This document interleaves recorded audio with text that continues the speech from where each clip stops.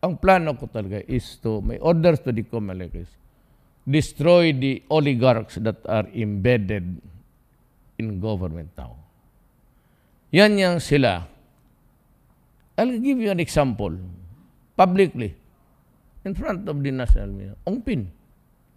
Roberto. Malakas kay Marcos noon, trade minister, I think.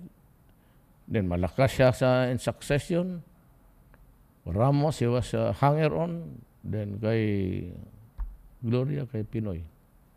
Now he owns the online. Hindi ko nga malaman yung online niya, yung posta doon sa labas, tagalabas, o itong domestic gambling, kung magkano ang nasa gobyerno.